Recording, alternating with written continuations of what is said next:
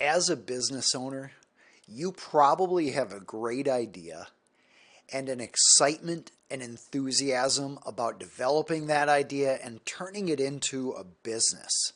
A company that provides value to customers, that makes a difference in the world, and that uses your expertise to deliver that value. But we've also heard so many stories about companies that go under. Lawsuits, audits, legal problems, all sorts of distractions that are so frustrating for business owners.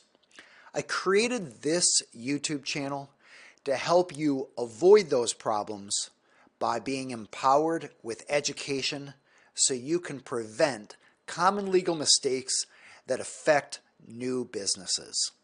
I'm Aaron Hall. I'm an attorney for business owners and entrepreneurs. Let me tell you a little story. Emily started a business, and when she did, she later learned that she was overpaying $10,000 per year in taxes. That could have been avoided. Emily hired a company to set up her website, but later when she wanted to move to a different website hosting company, she had to pay a fee, and she couldn't continue to use the designs created by the prior company. Emily hired a company to help her with social media. But later, when she decided to switch social media companies, she was informed that she could no longer use any of the designs created by the former social media company because of the contract she had signed. Emily hired an independent contractor to help her. Later, the state audited her, determined that that person was an employee, and then Emily owed back taxes and penalties.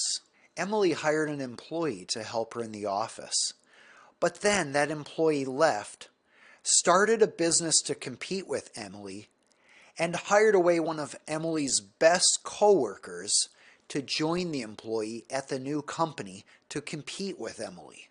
Emily signed a lease for office space. Later, the landlord came in unannounced when Emily wasn't there, accidentally started a fire, and then under the lease, Emily was liable for all the damage from the fire to the landlord's property, as well as all the losses to Emily's property. I'm going to tell you Emily's story again, but this time, Emily has legal knowledge to avoid these legal problems and start her company the right way. This time, Emily started the business, and she pays the minimum taxes required by law, saving over $10,000 per year. Emily hired a company to design her website. This time, she owns the intellectual property in the entire website, and she can do whatever she wants with it without being stuck to a particular vendor. Emily hired a company to help her with social media. And this time, she can reuse the content, she owns the content, she can modify it, she has full intellectual copyrights in all the content created by her social media company. This time when Emily hired an independent contractor, she did it the right way. So she didn't owe any back taxes or penalties. When Emily hired an employee to help her, when the employee left, the employee didn't have a right to take Emily's ideas or other employees to compete with Emily. This time when Emily signed a lease for her office, the landlord couldn't come in unannounced. And even if the landlord did come in and started a fire, the landlord would be liable for all damage caused by the fire, both to the property as well as to all of Emily's property in her office. As you can see, this time, Emily has the peace of mind from knowing she set up a company the right way. When you set up your company the right way, you can focus on your business. You can do what you love.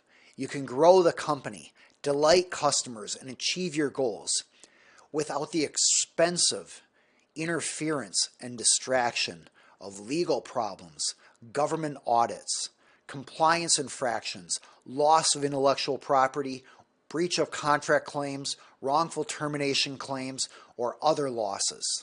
This is why I created this YouTube channel, to empower you with legal knowledge, to help you identify issues to discuss with your business attorney, and to give you more success in your company and your life.